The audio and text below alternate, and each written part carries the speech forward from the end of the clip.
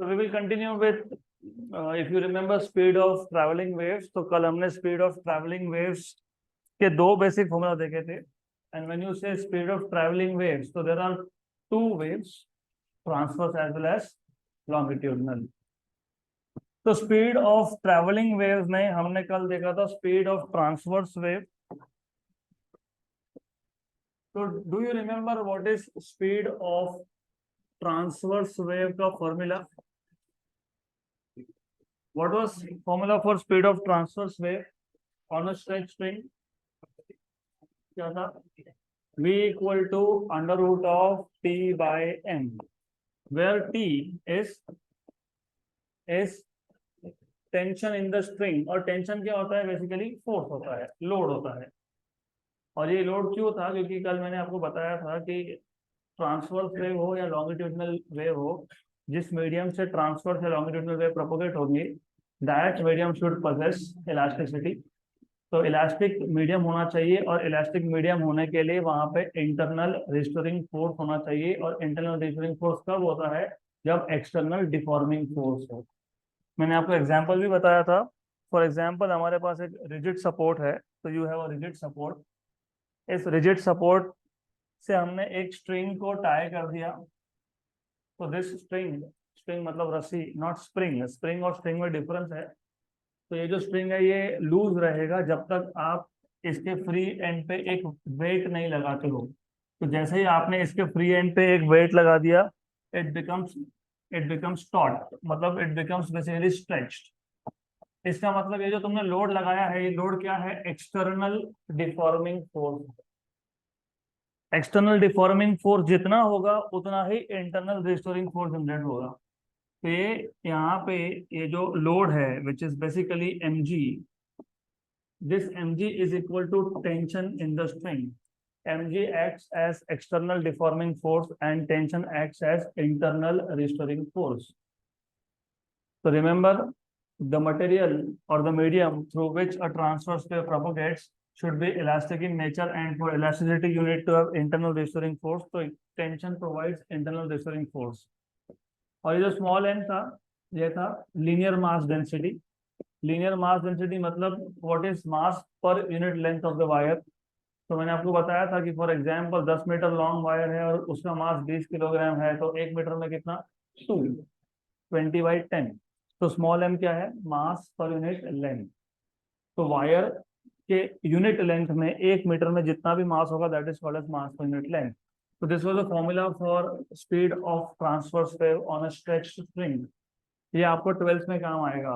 12th में एक chapter है सुपरपोजिशन ऑफ वेव्स, वहां पे आपको एक काम में आएगा.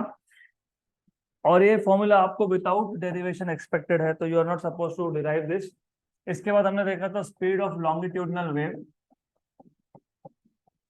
अब स्पीड ऑफ लॉन्गिट्यूडनल वेव मतलब साउंड वेव बेसिकली. तो साउंड वेव का स्पीड का हमारे पास दो फॉर्मूला होते हैं. पहला फॉर्मूला था न्यूटन्स फॉर्मूला. तो स्पीड ऑफ लॉन्गिट्यूडनल वेव मतलब speed of sound wave is given by Newton. तो Newton's formula for speed of sound. तो in general speed of a longitudinal wave v is given by E by rho, where E is called as elasticity of the medium. ये elasticity क्या होता है, ये हम लोग chapter number 6 में सीखेंगे. And rho is the density. So in general, speed of longitudinal wave is given by under root of elasticity. इसको modulus of elasticity भी बोलते हैं. divided by rho, where rho is density of the medium through which the wave is propagating. अगर air में से wave propagate हो रहा है तो डेंसिटी ऑफ एयर वो होता है 1.2 के आसपास, 1.2 kilogram per metre cube. If it is propagating through water it will be 1000 kilogram per metre cube. अब न्यूटन ने ऐसा अज्यूम किया था propagation of sound wave through air, क्योंकि हम लोग यहाँ पे Newton formula for speed of sound in air ही देख रहे हैं. तो it is speed of sound in air, remember this. तो Newton assumed propagation of sound in air is which type of process? कौन सा प्रोसेस था? कौन सा प्रोसेस था? आइसोथर्मल। आइसोथर्मल मतलब सेम टेम्परेचर पे, कांस्टेंट टेम्परेचर पे।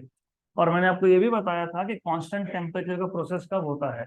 तो मैंने आपको एग्जांपल बताया था, सिर्फ कंपेयर करने के लिए बताया था कि हमने एक सिलेंडर लिया, जस्ट जस्ट फॉर एग्जाम्पल, इसके ऊपर एक पिस्टन है जो मूवेबल है, इसके अंदर गैस है, गुड। तो अगर मैं पिस्टन को नीचे मूव करता हूँ तो क्या होता है? कंप्रेशन। मतलब मॉलिक्यूल्स का डिस्टेंस क्या होगा? कम। अगर मैं इसी पिस्टन को ऊपर मूव करता हूँ तो क्या होगा? मॉलिक्यूल्स का डिस्टेंस बढ़ेगा। मतलब क्या जनरेट होगा? रेयरफैक्शन। अब इसका साउंड के साथ क्या कनेक्शन है? तो कनेक्शन है। क्या कनेक्शन है? जब आप साउंड की बात करते हो तो basically sound travels through air. तो हमारे पास पहले एयर के पार्टिकल्स थे which were basically at rest. Sound generate करने के लिए जो भी इंस्ट्रूमेंट आप यूज करोगे, there are many things. For example, जब आप बात करते हो, मैं बात करता हूँ, तो our throat generates vibration which travel through air. For example, loud speakers भी वही काम करते हैं। फॉर एग्जांपल, गिटार प्ले करोगे तो गिटार का स्ट्रिंग जब वाइब्रेट करोगे तो फिर जो स्ट्रिंग के आसपास के जो एयर मॉलिक्यूल्स होते हैं, दे सेट देमसेल्फ इनटू वाइब्रेशन। मैंने आपको ट्यूनिंग फोर्क का एग्जांपल भी दिया था।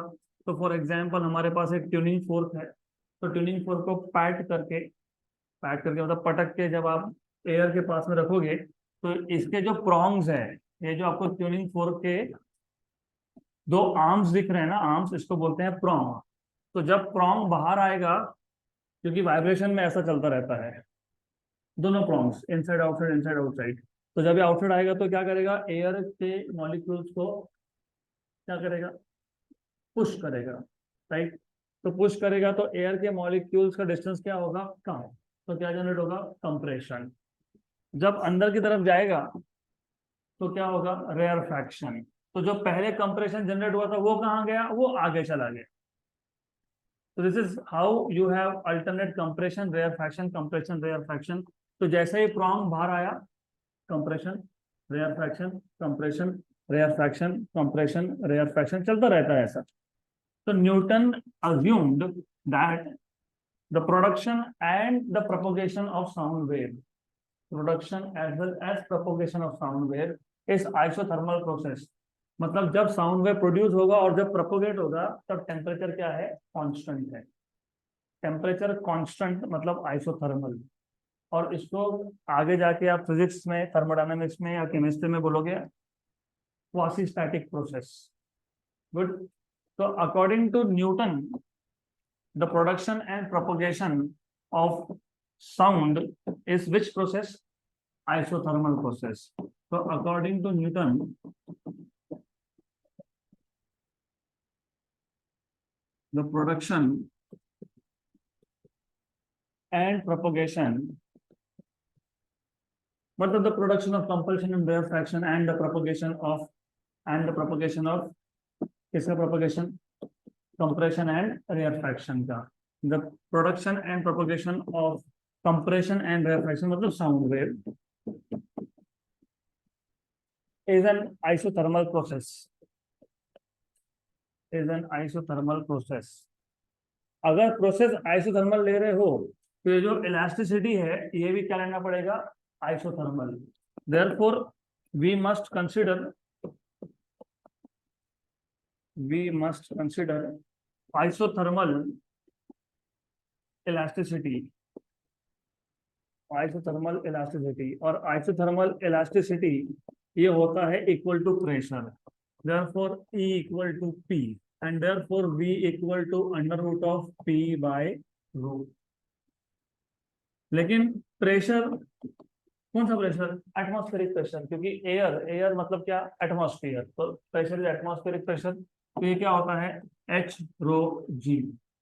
सब्स्टिट्यूट कर दो। ये रो किसका है? ये मर्क्यूरी का है। क्यों मर्क्यूरी का है? क्योंकि एटमॉस्फेरिक प्रेशर आप कौन से इंस्ट्रूमेंट से मेजर करते हो? बैरोमीटर।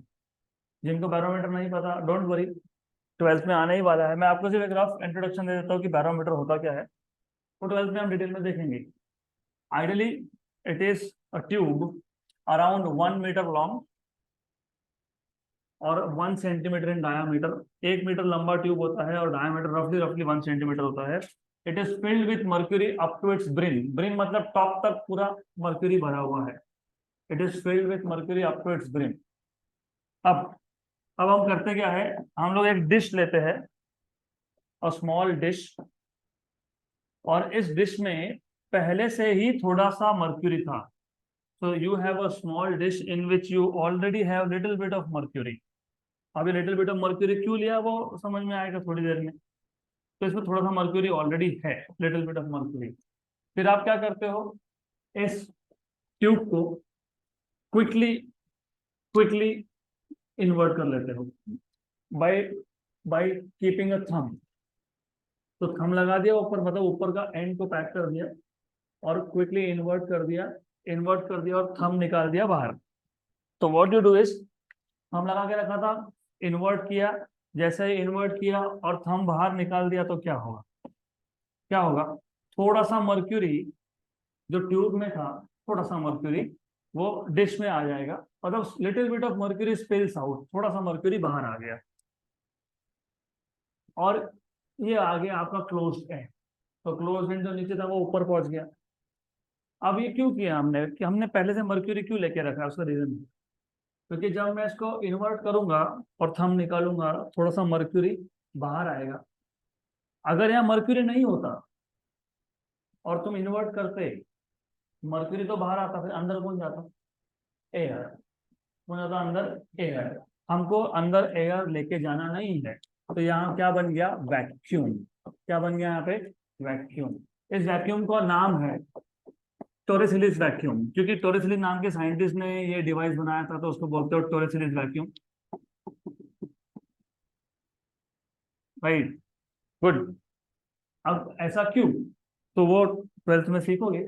मैं आपको सिर्फ रफ रफ आइडिया दे रहा हूँ, रफ आइडिया। यहाँ पे एक पॉइंट लेना पड़ेगा आपको बी, यहाँ पे एक पॉइंट ले लो सी, यहाँ पे एक पॉइंट ले लो आप ए। अगर दो पॉइंट्स सेम हॉरिजॉन्टल लेवल पे हो तो दोनों का प्रेशर सेम होता है।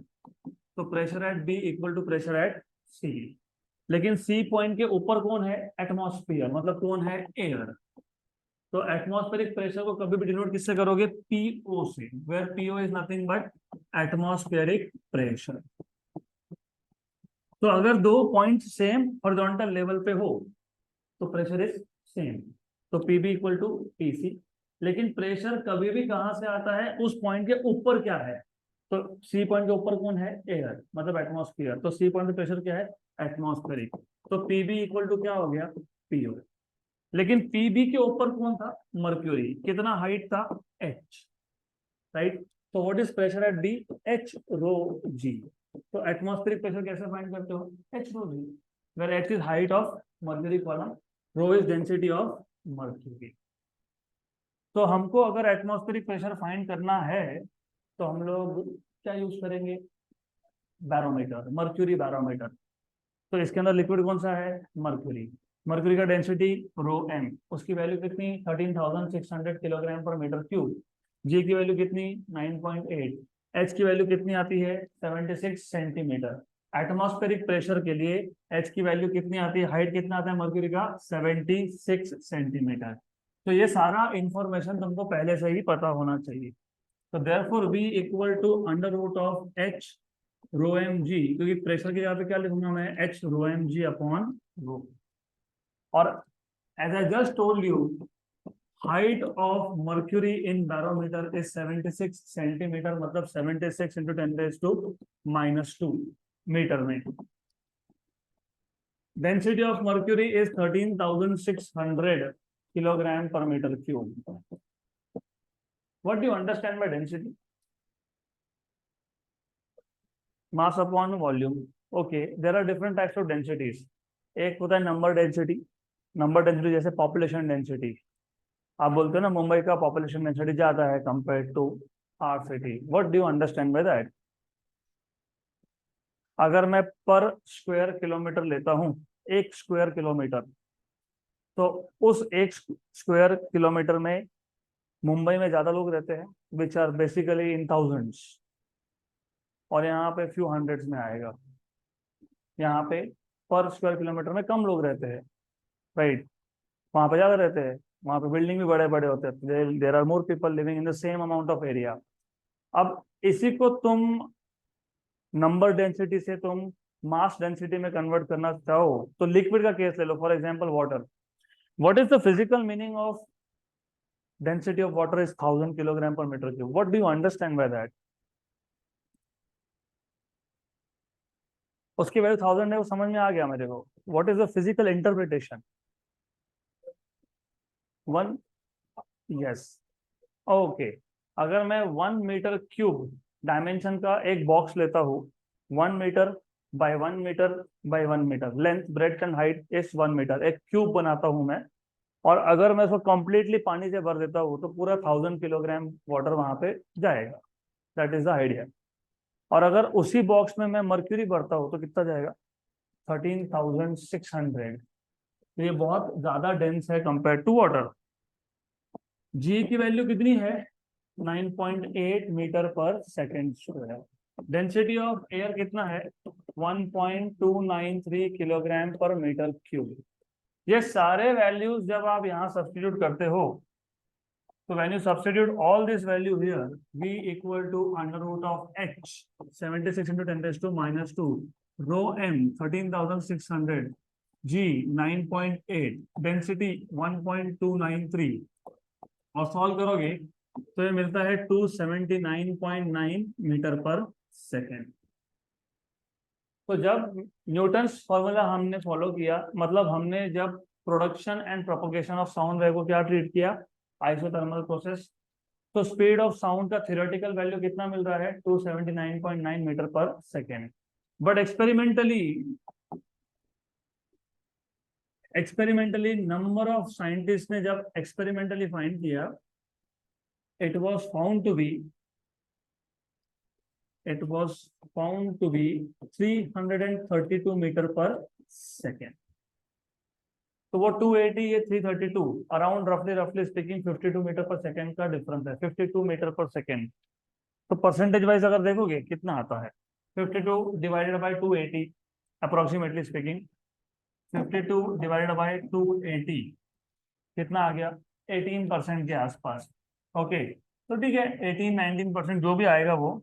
तो किसी बुक में 16% भी लिखा है, मे बी वैल्यू तुमका थोड़ा अलग होगा, वॉट एवर इट इज। लिखा है बुक में 16%, 17%, 18%, डिपेंड करता है। क्यों? आपने यहाँ पे डेंसिटी ऑफ एयर कितना लिया?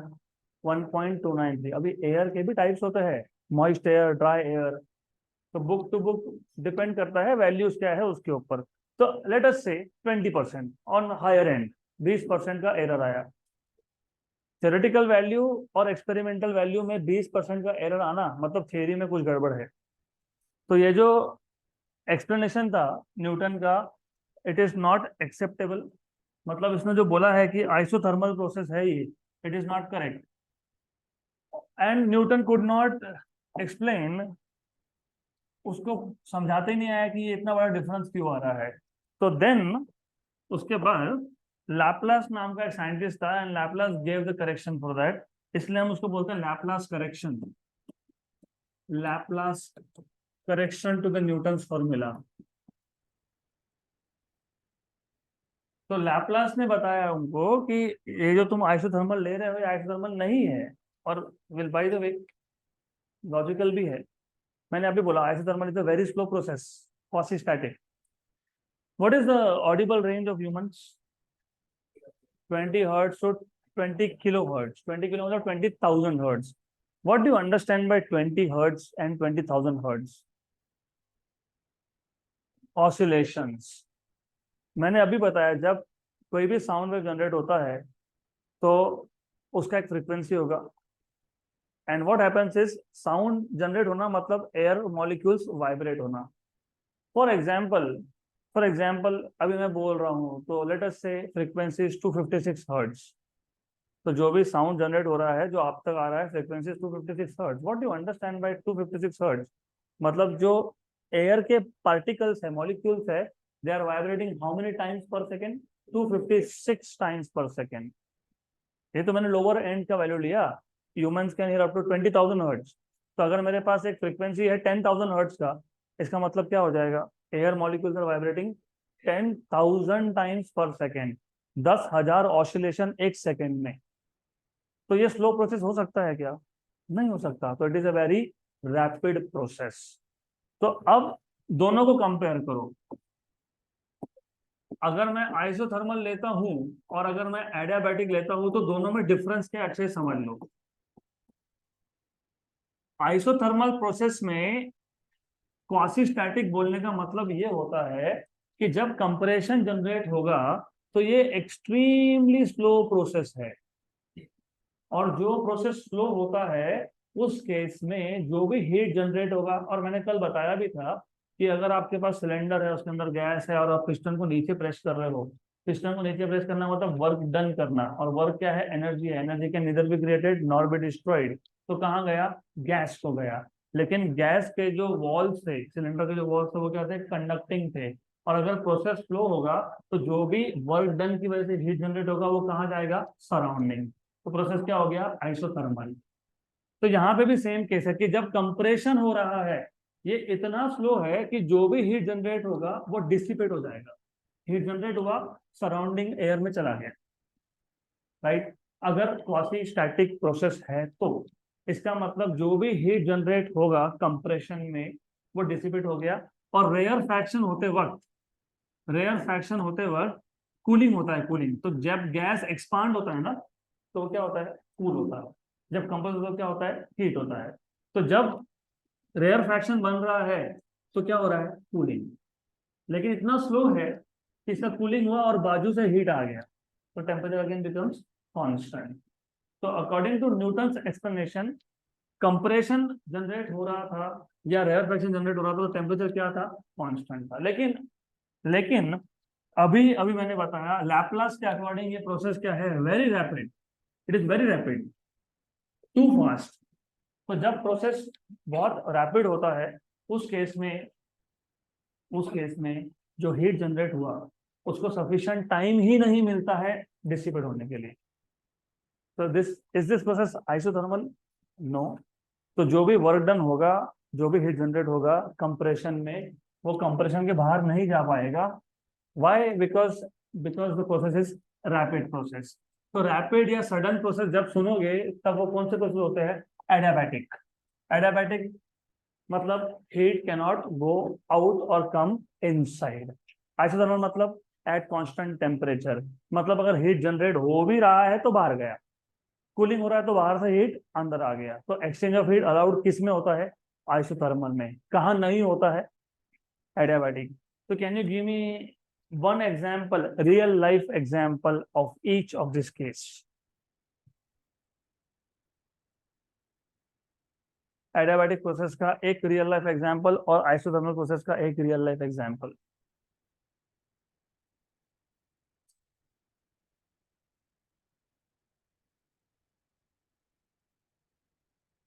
चलो एडियाबैटिक का ही देख लेते हैं। सडनली गाड़ी का टायर फट जाना, सडन प्रोसेस है, रैपिड प्रोसेस है। That process nothing but adiabatic. Suddenly balloon का रप्चर होना, क्योंकि बलून के अंदर प्रेशर जो भी होगा वट एवर इट इज, जैसे ही बलून फटता है गैस इनसाइड द बलून और inside tyre all of a sudden comes in contact with surrounding. तो it is too rapid process, तो वो होता है एडियाबैटिक। तो अब क्योंकि ये प्रोसेस एडियाबैटिक है, Laplace assumed the process of production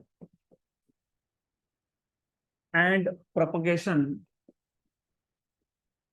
propagation of sound wave as an adiabatic process,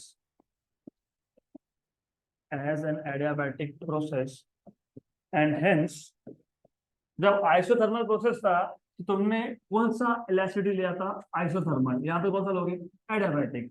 and hence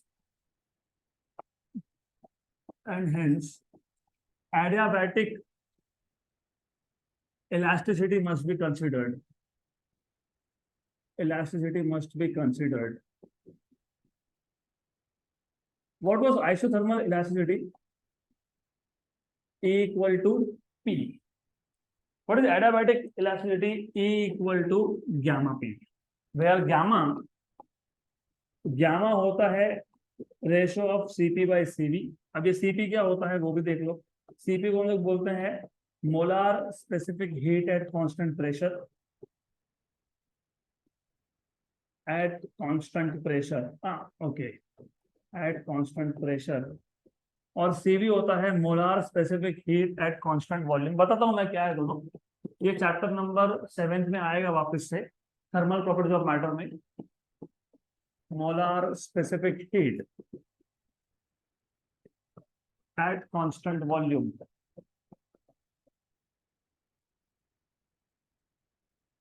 तो have you heard of this? Chemistry में हुआ क्या स्पेसिफिक हीट? नहीं हुआ? कोई बात नहीं, बता देता हूं मैं. मैंने अभी सिर्फ बोला स्पेसिफिक हीट, मैंने मोलार स्पेसिफिक हीट नहीं बोला, मैंने molar specific heat at constant pressure नहीं बोला, कांस्टेंट वॉल्यूम नहीं बोला, सिर्फ स्पेसिफिक हीट या हीट कैपेसिटी. स्पेसिफिक हीट का और एक नाम है हीट कैपेसिटी. अब इसका मतलब क्या होता है? एक एग्जांपल लेते हैं, वापस से रियल लाइफ एग्जांपल से स्टार्ट करते हैं. लेट अस से आई टेक अ यूटेंसिल. एक बर्तन ले लिया, कुकर ले लिया, उसमें पानी भरा है, उसमें हमने टोमेटो, पोटैटो, ऑनियन तीनों डाल दिए और तीनों को गैस पे लगा दिया. राइट. फिर जब आप गैस बंद करोगे, उन तीनों को बाहर निकालोगे, व्हाट डू यू एक्सपेक्ट? सबसे ज्यादा गर्म कौन सा आपको मिलने वाला है?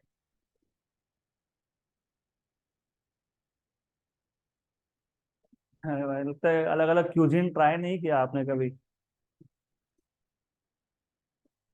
अरे ये तो यही तो डिफरेंस है ना साइंस के स्टूडेंट्स में और नॉर्मल ह्यूमन बीइंग्स में. जब भी आप खाना मंगाते हो, क्योंकि this thing I have experience in khichdi, उसमें और तुम तीनों चीज डालते हो, onion, potato, tomato. What is what do think will be the hottest of all three? Tomato. Tomato सबसे ज्यादा. चलो ठीक है, आपके हिसाब से पोटैटो ठीक है, आइडली इज टोमेटो. एनीवेज, क्यों? क्योंकि उसका हीट कैपेसिटी ज्यादा है. अब ये हीट कैपेसिटी का मतलब क्या है वो समझ लेते हैं. अब वो पोटैटो, टोमेटो, ऑनियन से बाहर आओ, अभी लिक्विड या गैस इमेजिन करो, which ever you want. Will do it for gases, क्योंकि नॉर्मली ये टर्म्स गैस के लिए यूज होता है. सपोज मेरे पास एक गैस है, मैंने अभी तक ये नहीं बताया कि कितना गैस है, 1 किलोग्राम है, 1 मोल है, कुछ नहीं बोला, सिर्फ गैस है, सम अमाउंट ऑफ गैस.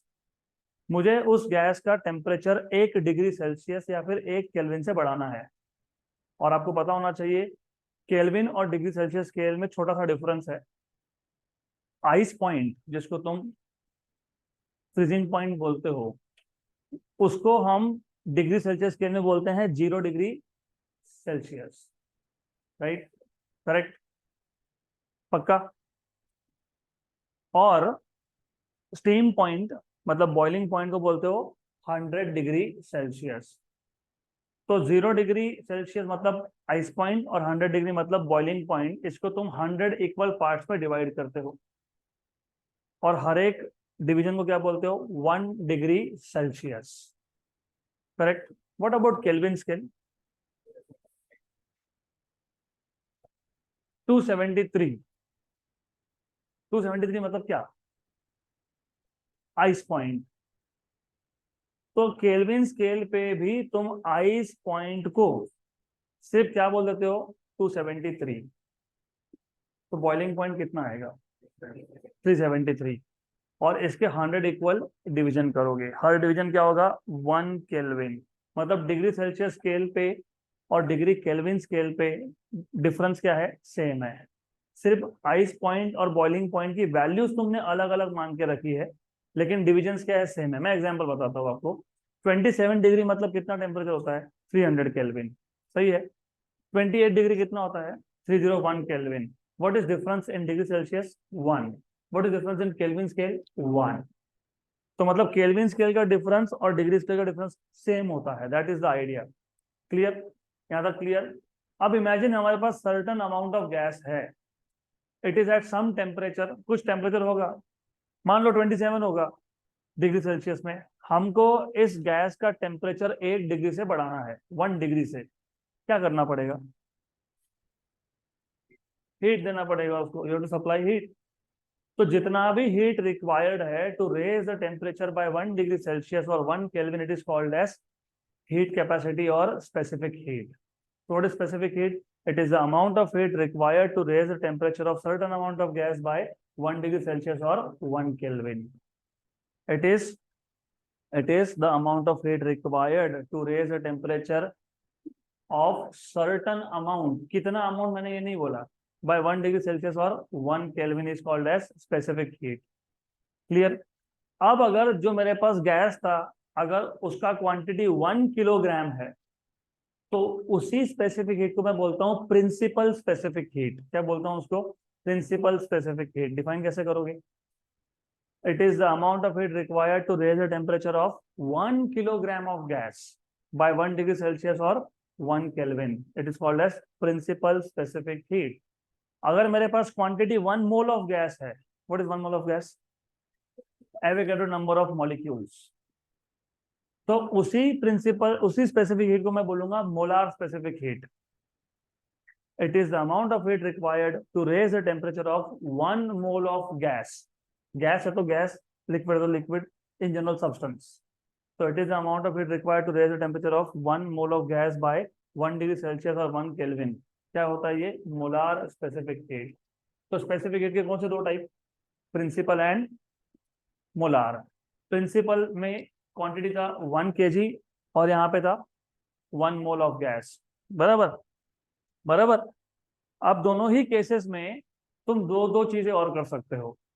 जब तुम हीट सप्लाई कर रहे थे, तो या तो तुम प्रेशर कांस्टेंट रख सकते हो या फिर तुम वॉल्यूम कांस्टेंट रख सकते हो। अगर आपने प्रेशर कांस्टेंट रखा है और आपने 1 किलोग्राम ऑफ गैस लिया है और आपको टेम्परेचर 1 डिग्री से बढ़ाना है, तो आप बोलोगे principal specific heat at constant pressure. It is the amount of heat required to raise the temperature of 1 kg of gas by 1 degree Celsius at constant pressure. Principal specific heat at constant pressure. Volume constant रखा है तो principal specific heat at constant volume. Correct? Right? अगर मेरे पास 1 mole of gas होता तो क्या बोलते हैं? It is the amount of heat required to raise the temperature of 1 mole of gas by 1 degree Celsius at constant pressure. तो क्या बोलोगे उसको? Molar specific heat at constant pressure. तो ये जो CPCV लिखा है ना, ये वही है। It is molar specific heat at constant pressure and molar specific heat at constant volume. तो it is nothing but the amount of heat required to raise the temperature of 1 mole of gas by 1 degree Celsius. Pressure constant है तो constant pressure, volume constant है तो constant volume. ये कहाँ काम में आता है हमको? Very important. आपको आगे 12th में सीखना ही है ये, इसलिए अभी थोड़ा बता देता हूं मैं आपको। गामा मतलब CP/CV अगर मोनोएटॉमिक गैस है। अब मोनोएटॉमिक गैस कौन होता है? Inert gases, helium, argon. तो इस गामा की वैल्यू उसके लिए आती है 5/3। और अगर आपके पास डायटोमिक गैस है, जैसे कि एयर, क्योंकि एयर में क्या क्या है? N2 nitrogen, H2 hydrogen, O2 oxygen. तो उस केस में इसी गामा की वैल्यू होती है 7/5 which is nothing but 1.4। Exact बात करोगे तो 1.41, अप्रोक्सीमेटली 1.4। हम जब प्रोपोगेशन ऑफ साउंड की बात कर रहे हैं, तो साउंड कौन से मीडियम से प्रोपोगेट हो रहा है? एयर से। और एयर क्या है? डायटोमिक। तो गामा वैल्यू क्या होगी? 1.4। इंपॉर्टेंट है। हाँ, अब आप फाइंड करके देखो। Therefore V इक्वल टू क्या था फॉर्मूला? E/ρ। लेकिन E यहाँ पे क्या आएगा? E gamma P/, Newton formula में क्या आया था? P/ρ। यहाँ पे क्या है? Gamma P/ρ। तो V equal to gamma H ρmg/ρ। सिर्फ एक्स्ट्रा गामा है, बाकी सब वैसा ही है। तो जब आप ये सारे वैल्यू सब्स्टिट्यूट करोगे, 1.41 इंटू 76 सेंटीमीटर इंटू 76 सेंटीमीटर को मीटर में कन्वर्ट कर लिया, into density 13,600 into 9.8 divided by 1.293 और ये सारे कैलकुलेशन करोगे तो आपको मिलेगा 332.3 मीटर पर सेकेंड। ओके, तो थियोरेटिकल वैल्यू आ गई 332.3 और एक्सपेरिमेंटल वैल्यू थी 332। इसका मतलब this theoretical value is in very close agreement with experimental value. तो फिर करेक्ट प्रिडिक्शन किसका है, न्यूटन का कि लैपलास का? लैपलास का। तो लैपलास का जो फॉर्मूला था, it is basically accepted formula for speed of sound in air. Good, ज्यादा क्लियर? पक्का पक्का श्योर, राइट? तो कहीं पे भी पूछा हो what is speed of sound in air, under root of gamma P by rho. सिर्फ ध्यान देना, एयर बोला है कि कोई स्पेसिफिक गैस बोला है। अगर हीलियम बोला है तो गामा की वैल्यू क्या लोगे? 5/3, दैट इज 1.66 के आसपास। और अगर हाइड्रोजन बोला है तो हाइड्रोजन कौन सा होता है? डायटोमिक, तो क्या लोगे? 1.4। अब हमको देखना है, अब देखो आइडिया इज दिस कि तुमको फॉर्मूला तो मिल गया, you have a formula for speed of sound in air. लेकिन ये जो स्पीड ऑफ साउंड है ये किसी फैक्टर पे डिपेंड करता है कि ये हमेशा कांस्टेंट रहता है, वो भी चेक करना पड़ेगा। तो are there any factors that can change the speed of sound in air? तो तीन फैक्टर है which can change the speed of sound in air. एक है प्रेशर, क्योंकि तुमने जब ये फॉर्मूला डिराइव किया तो तुमने प्रेशर मतलब क्या लिया? Atmospheric pressure. What is atmospheric pressure? H rho g. कितना आता है वो? 1.013 इंटू 10⁵ पास्कल, पता होना चाहिए। Atmospheric pressure is 1.013 into 10⁵ pascal. कहाँ पे? सी लेवल पे। अब जैसे जैसे आप हायर अल्टीट्यूड पे जाते हो, what is the meaning of altitude? Heights. तो you should know what happens at higher heights? Pressure decreases. Very good.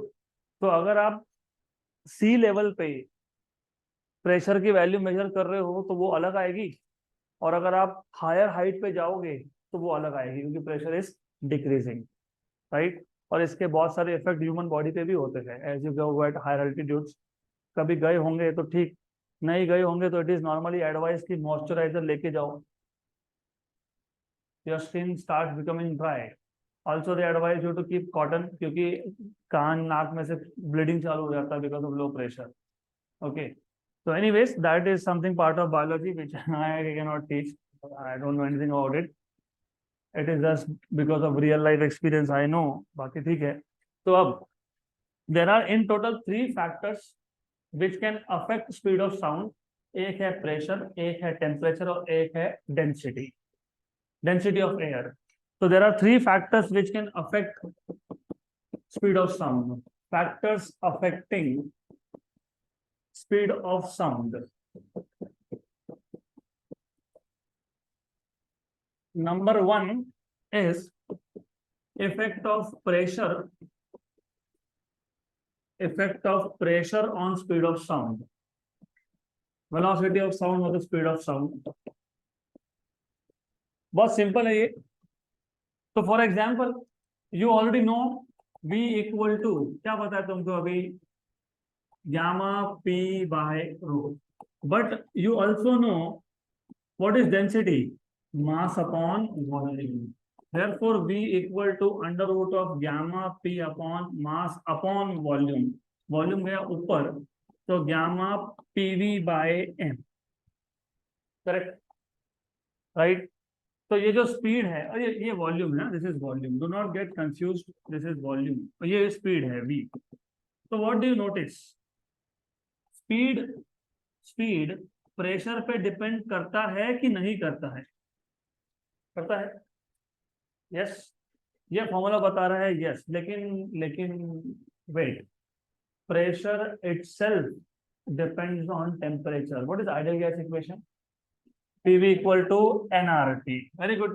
So but PV equal to nRT, and therefore what you can say from here is V equal to under root of gamma by m, and PV is nRT, right?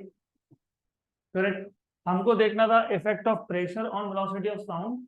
हमने equation लाया in terms of velocity, in terms of pressure, फिर in terms of temperature. ऐसा क्यों किया? Simple सी बात है, ये जो इक्वेशन नंबर 1 था, ये हमको बताता है कि स्पीड डिपेंड करता है प्रेशर पे, बट वेट, प्रेशर खुद किस पे डिपेंड करता है? टेम्परेचर पे। तो अगर टेम्परेचर कांस्टेंट हुआ, if the temperature is constant, तो प्रेशर इज आल्सो कांस्टेंट। मतलब speed of sound does not depend on pressure if temperature is constant. मतलब न्यूटन्स फॉर्मूला, आइसोथर्मल प्रोसेस। तो अगर आप न्यूटन का अजम्पशन लेके चल रहे हो, टेम्परेचर कांस्टेंट है तो प्रेशर कांस्टेंट है, इसका मतलब क्या होता है? Speed does not depend on pressure. लेकिन अगर टेम्परेचर कांस्टेंट नहीं है तो प्रेशर भी कांस्टेंट नहीं है। Okay, so therefore what you can say is, we can say that speed of sound in air, speed of sound in air is independent of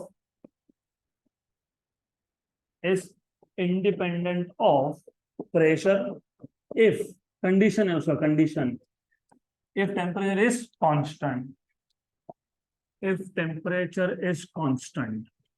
अगर temperature constant नहीं है तो फिर प्रेशर पे डिपेंड करेगा। That is the idea. Number 2, effect of temperature, effect of temperature on speed of sound. ये interesting है, this is very very interesting thing. तो ऑलरेडी आपको पता ही है, क्या पता है तुमको? V इक्वल टू क्या पता है? Under root of gamma nRT by m। What is number of moles? What is R, universal gas constant? What is the value of R? 8.31। What is m, mass of gas? What is gamma? Cp by Cv। ये सारे के सारे क्या है? Constants है। तो इसका मतलब V is proportional to under root of T। Clear है तक? मतलब साउंड का स्पीड एयर से टेम्परेचर पर डिपेंड करता है। इसका मतलब ये होता है कि सुबह स्पीड अलग होगा, दोपहर में अलग होगा, शाम में अलग होगा। क्यों? क्योंकि early in the morning you have low temperatures, तो speed is less, directly proportional है। In like at 12 noon, 1 PM 2 PM you have high temperature, तो स्पीड ज्यादा है, राइट? लेकिन कितना ज्यादा है? हमारे पास क्वेश्चन ये होना चाहिए कि अगर मैं 1 डिग्री सेल्सियस से टेम्परेचर बढ़ाता हूं तो स्पीड की वैल्यू में कितना चेंज होता है, उसके लिए फॉर्मूला बनाना पड़ेगा। ये रिलेशन हमको क्या बताता है? ये बताता है कि speed of sound depends on square root of temperature, right? Depend करता है तो पता लग गया। लेकिन अगर मैं 1 डिग्री से टेम्परेचर बढ़ाऊं, for example you wake up in the morning in the winters, 5 degree temperature था, 12 आते आते 30 डिग्री हो गया, तो 25 डिग्री सेल्सियस का डिफरेंस है इसमें। तो पर डिग्री इंक्रीज इन टेम्परेचर के साथ how does the speed change, इसका फॉर्मूला तुमको डेवलप करना पड़ेगा। तो let us make formula for that. एक काम करते हैं, ये टी एक टेम्परेचर का वैल्यू है, हायर टेम्परेचर जो भी होगा, 27 28 डिग्री जो होगा वो। Late V0 be the speed, V0 मतलब V0 be the speed of sound at temperature T0 where T0 is less than T। Lower temperature कौन है? T0 है। हायर कौन है? T। बुक का लिखने का तरीका है, कोई बोलेगा V1 T1 V2 T2, इसको बोल देगा speed V1 at temperature T1, और इसको बोल देगा speed V2 at temperature T2। कोई कोई बुक्स में क्या करते हैं ना, V0 T0 लिखते हैं। क्यों? क्योंकि ये जो जीरो है ना, मतलब 0 डिग्री सेल्सियस है, ऐसा उनके लिए वो अजम्पशन है। तो यहाँ पे ये V0 is the speed of sound at T0। Normally this T0 is taken to be how much? 0 degree Celsius. ये आपको हर बुक में अलग तरीके से लिखा हुआ मिलता है, तो डिपेंड करता है, डज नॉट मैटर रियली। तो नोटेशन आपके ऊपर, करेक्ट? तो V is proportional to root of T, correct? पक्का? तो what will be V upon V0? V is proportional to root T, so what will be V upon V0? Under root of T upon T0। Simple. Simple है ना। मैंने पूछा v is proportional root T, what is v1 by v2, root of t1 by t2, तो वही है v1 v0 क्या होगा, root of t upon t0। Let t0 is 0 degree Celsius, what is 0 degree Celsius in kelvin scale, 273, बराबर। तो तुमने जब पहले t और t0 लिखा था तो किस में लिया था, डिग्री सेल्सियस में। अब तुम किस में कन्वर्ट कर रहे हो, केल्विन स्केल में। तो फिर क्या आएगा बताओ, v upon v0 equal to root of t upon कितना, 273, बराबर है, सही है, करेक्ट है क्या ये, करेक्ट है कि नहीं है, हाँ, नहीं है, क्यों नहीं है। मैंने आपको पूछा, tell me the ratio of distance between Mumbai and Nashik and Mumbai and Pune. Example बता रहा हूँ, क्या करोगे, 150 किलोमीटर अपॉन जो भी होगा 250 किलोमीटर, किलोमीटर किलोमीटर करोगे ना, कि सेंटीमीटर किलोमीटर करोगे, मतलब दोनों यूनिट्स क्या होंगे, सेम। अब तुमने नीचे लिख दिया 273 केल्विन, लेकिन ऊपर तो तुम अभी भी डिग्री सेल्सियस में, तो इज दिस करेक्ट, नो। तो डिग्री सेल्सियस से केल्विन में जाने के लिए क्या किया जाता है, क्या करते हो, प्लस करते हो, क्या प्लस करते हो, हाँ, तो that is the reason that you need to be very careful here. तो यहाँ पे तुमको +273 करना पड़ेगा, क्योंकि you are converting from degree Celsius to kelvin scale. और हर जगह पे केल्विन स्केल ऐसा नहीं बोला होता है, एब्सोल्यूट स्केल बोला होता है, क्योंकि एब्सोल्यूट टेम्परेचर मतलब टेम्परेचर मेजर्ड इन केल्विन। तो 3 स्केल होते हैं, degree Celsius, Fahrenheit and absolute. Okay, what is absolute, kelvin. अब इसको डिवाइड कर दो, इसके दो टर्म्स कर लो, सेपरेट कर दो, v upon v0 equal to t upon 273 plus 273 upon 273 is 1। तो v upon v0 equal to t upon 273 plus 1 raise to half, क्योंकि रूट मतलब रेज टू हाफ, 1 अपॉन 273। अच्छा, एक काम करते हैं और, you can do one thing, अभी तुमने इसको डिग्री में कन्वर्ट कर लिया ना, तो इसको स्मॉल टी से डिनोट कर दो, चलेगा। अभी notation of the notes I don't remember, I to check notes में मैंने नोटेशन क्या यूज किया है, but just to avoid confusion, capital T small T I don't remember at all. Okay, हाँ, तो स्मॉल टी किया है मैंने, फाइन, ठीक है, ओके, गुड, करेक्ट, राइट। तो ये स्मॉल टी किस में होगा, डिग्री में कि केल्विन में, अरे तो फिर +273 क्यों किया तुमने, अगर मेरे पास अगर 0 डिग्री सेल्सियस है तो केल्विन में करने के लिए क्या करता हूँ, 0 प्लस 273। मेरे पास अगर 1 डिग्री सेल्सियस है तो केल्विन में मैं कैसे करता हूँ, 1 प्लस 273। मेरे पास अगर t डिग्री सेल्सियस है तो मैं क्या करूंगा, t प्लस 273। तो t किस में है, डिग्री सेल्सियस में हुआ कि केल्विन में हुआ, तो +273 क्यों किया, अरे वापिस वही,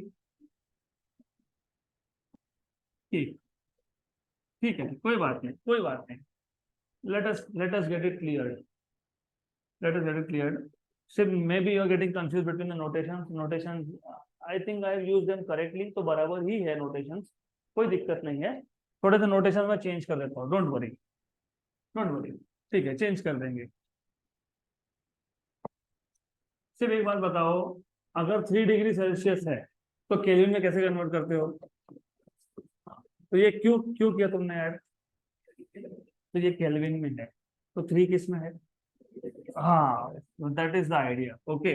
अब बाकी नोटेशन जो है ना, यू कैन जस्ट, मैं अगर ऐसा लिखता ना, where T is t plus 273, फिर समझ में आया था, 273 इज कन्वर्जन फैक्टर और t is in degree, clear यहाँ तक, पक्का पक्का, sure sure, 100%।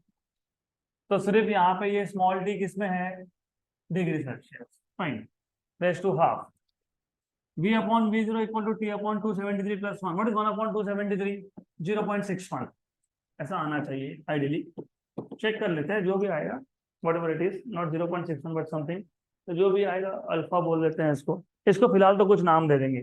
Late us give it some name. 1/273 को अल्फा बोल देते हैं। तो लेट 1/273 इक्वल टू अल्फा।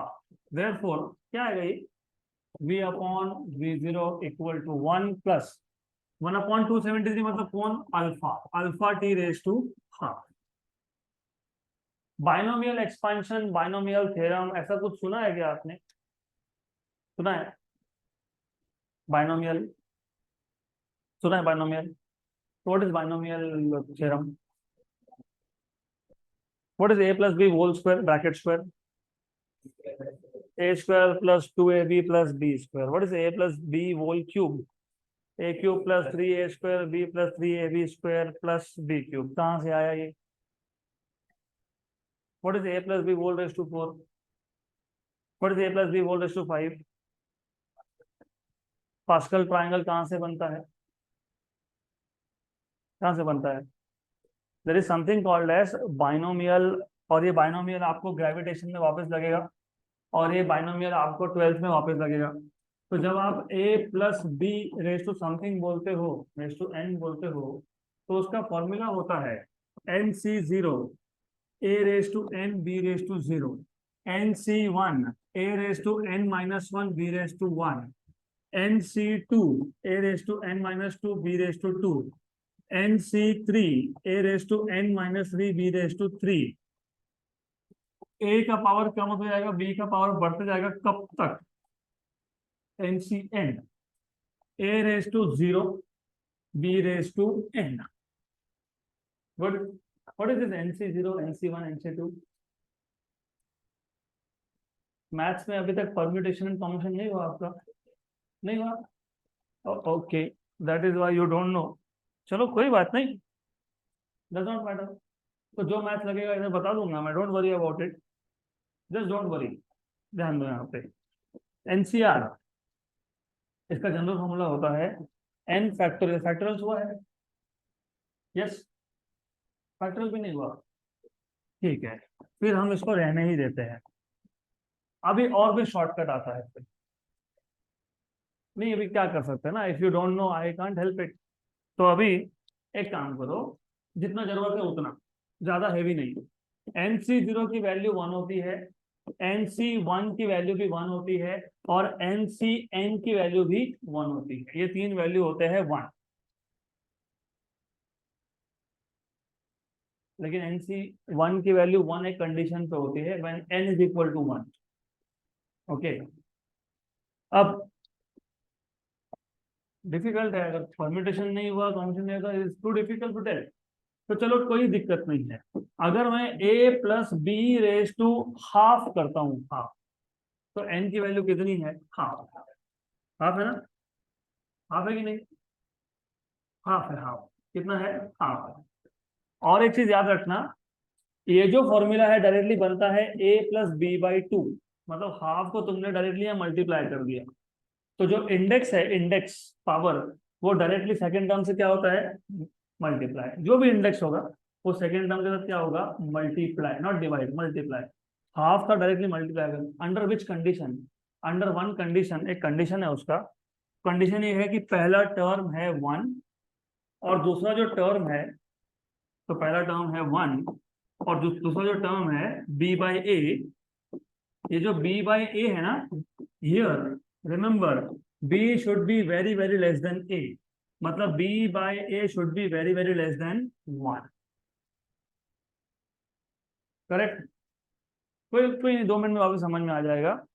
जब भी आपके पास बाइनोमियल्स आए, मतलब ब्रैकेट में दो टर्म्स है, रेस टू पावर है, और अगर पहला टर्म 1 है, दूसरा टर्म फ्रैक्शनल फॉर्म में है, यहाँ पे वैसा है क्या, देख लो, है, पहला टर्म 1 है, यस, दूसरा टर्म फ्रैक्शनल फॉर्म में है, क्योंकि अल्फा की वैल्यू क्या थी, 1/273, तो t/273 फ्रैक्शनल फॉर्म है, यस, करेक्ट। और एक्स्ट्रा कंडीशन ये है कि ये जो सेकेंड टर्म है, this should be very very less than 1, और है ही ना, what is 1/273, very very less than 1, है ना, नहीं है? जिन्होंने बोला नहीं है उनके लिए एविडेंस, प्रूफ, प्रूफ, देखो तो क्या आया वैल्यू, 0.003। तो पहला टर्म 1 था क्या? यस। दूसरा टर्म 1 से बहुत छोटा है क्या? यस। तो उस केस में हम लोग क्या करते हैं, पावर को किसके साथ मल्टीप्लाई करते हैं? सेकेंड टर्म के साथ। ये जब आप परम्यूटेशन कॉम्बिनेशन सीखोगे, बाइनोमियल सीखोगे, मैं वापस बता दूंगा, ग्रेविटेशन लगने ही वाला है। फिलहाल अब ये ध्यान दो। तो therefore using binomial theorem, v by v0 equal to 1 plus क्या करना चाहिए? Alpha T by 2, right. तो पावर को किससे मल्टीप्लाई करते हो? सेकेंड टर्म से। Multiply not divide, multiply. Under what condition? पहला टर्म क्या चाहिए? 1। दूसरा टर्म क्या चाहिए? Very very less than 1। हो गया ऐसा? गुड। अब ये v0 को राइट हैंड साइड पे लेके जाओ। तो therefore you have v equal to v0 1 plus alpha T by 2। मतलब v equal to v0 plus v0 alpha T by 2। Okay, what is v0 here? What is v0? Velocity of sound in air at 0 degree Celsius, 332 metre per second होता है वो। What is velocity of sound in air at 0 degree? 332। कितना होता है? 332। Experimentally verified value है ये। तो 332 metre per second. तो व्हाट इज v0 का value? 332। What is alpha value? What is alpha value? 1/273। और यहाँ पे कौन है साथ में नीचे? 2 इंटू क्या आएगा? t। करेक्ट। तो 332/2 × 273 अगर तुम करोगे तो 332 डिवाइड बाय 2 डिवाइड बाय 273 कितना आता है? 0.6080। उसको अगर मैं राउंड ऑफ कर लूं, round of, if I round this of, 0.6080 को राउंड ऑफ किया तो 0.613। ये आ गया variation of speed of sound in air with temperature. Clear? Right. तो स्टार्ट कहां से किया था? हमने बोला था velocity is directly proportional to square root of temperature. तो हमने दो टेम्परेचर लिए, एक था T0 दैट इज 0 डिग्री, एक था T which is higher temperature. तो what is V upon V0? Under root of T upon T0। Correct. फिर इसको मैंने किस में कन्वर्ट कर लिया? केल्विन में। अगर डिग्री में था तो किस में गया? केल्विन में। तो T प्लस 273 अपॉन 273 दो टर्म में सेपरेट कर लिया। T upon 273 plus 273 by 273 is 1, right. 1/273 को बोल दिया अल्फा। तो 1 plus alpha T raise to half, binomial expansion से हाफ सेकेंड टर्म से मल्टीप्लाई कर दिया। v0 को राइट साइड में लेके गए, मल्टीप्लाई कर दिया। सेकेंड टर्म के लिए, राइट साइड के सेकेंड टर्म के लिए v0 की वैल्यू सब्स्टिट्यूट कर दी और एक फॉर्मूला बन गया v0 plus 0.61t। This is the variation और this is the value of velocity as a function of temperature. Up. Suppose temperature is 0 degree Celsius. What is the value? V equal to V0, क्योंकि T की value कितनी आ गई? 0। तो 0.61 into 0 is 0। तो कितना होगा? V equal to V0 मतलब कितना? 332 metre per second. What if I have 1 degree Celsius of temperature? 332 plus 0.61, तो 332.61। What if I have temperature as 2 degree Celsius? 332 plus 0.16 into 2 that is 1.32 add कर दो। 332 plus 1.32 333.2 बराबर, right? So this is how you can calculate velocity of sound at any given temperature. So what will be velocity of sound at room temperature? What is room temperature? 27 degree Celsius. तो 27 into 0.61 कितना है? 16.47 plus 332 तो कितना आ गया? 348.47 बराबर। बहुत जगह पे इसको 340 बोल के खत्म करते हैं राउंड ऑफ करके, but anyways this is how you can find it out. यहाँ तक क्लियर? पक्का पक्का? Sure sure. तो दो फैक्टर हुए, एक था प्रेशर और एक है टेम्परेचर। तो स्पीड ऑफ साउंड प्रेशर पे डिपेंड करता है क्या? करता है? नहीं करता अगर टेम्परेचर कांस्टेंट हो तो, और करेगा अगर टेम्परेचर कांस्टेंट नहीं होगा तो। Does it depend on temperature? Yes. What is the formula और expression for velocity of sound in air as a function of temperature? V0 plus 0.61 into T, where T is temperature measured in degree Celsius. अब तीसरा, तीसरा है, तीसरा what is third thing?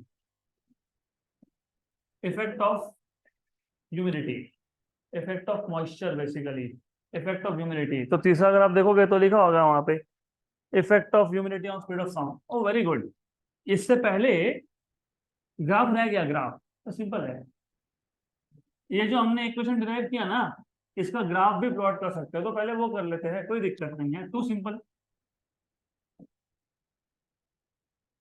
आपको पता ही है वो, यू नो। तो यहाँ ध्यान दो, यहाँ पे ध्यान दो। What is the equation of this straight line? जल्दी। y equal to mx plus c। What is m? 0। Slope of line, what is c? y intercept. तो ये वैल्यू क्या है? ये वैल्यू क्या है? अरे तुमने बोला, आप लोगों ने मुझे बताया ये लाइन क्या है, y equal to M x plus c है। तो मैं तुमसे पूछ रहा हूँ कि इसमें m कौन है, तुमने बोलना चाहिए स्लोप। मैं तुमसे पूछ रहा हूँ c क्या, तुमने बोलना चाहिए y इंटरसेप्ट। तो फिर ये वैल्यू कौन है? c की वैल्यू है, y इंटरसेप्ट की वैल्यू है। What will be the equation of, what will be the equation of this line? y equal to M X, क्योंकि c की वैल्यू क्या हो गई? 0। What will be the equation of this type of line? Y equal to mx minus c, क्योंकि y intercept is negative in this case. Okay, तो maths तो पता होना ही चाहिए। चलो कोई बात नहीं, जितना पता है उतना। अब आ जाते हैं हम लोग वो जो इक्वेशन था उस पे, v equal to v0 plus 0.61t। अगर मैं y की जगह पे v प्लॉट कर दूं और x की जगह पे अगर मैं t प्लॉट कर देता हूं, बताओ।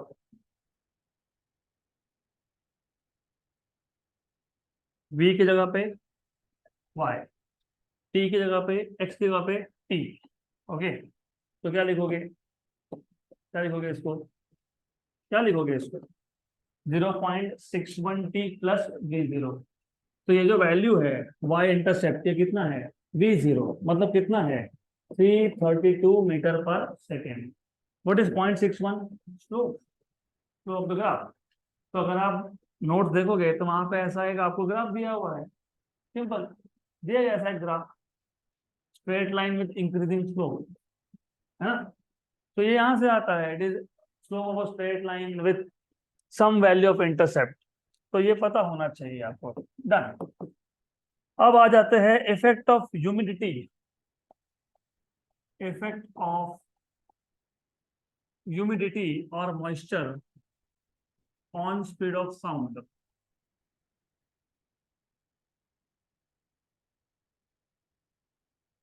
What do you mean by humidity? What is the meaning of humidity? Moisture. तो ये ह्यूमिडिटी या मॉइस्चर किस पे डिपेंड करता है? Humidity in air depends on the presence of water vapour in air. Moist air, dry air, दो type के air की तुम बात करते हो। व्हेन यू से मॉइस्ट एयर मतलब यू आर सेइंग कि ह्यूमिड है, मतलब वहां पे वाटर वेपर प्रेजेंट है। सो ह्यूमिडिटी और moisture in air depends on the presence of water vapour in air. तो ह्यूमिडिटी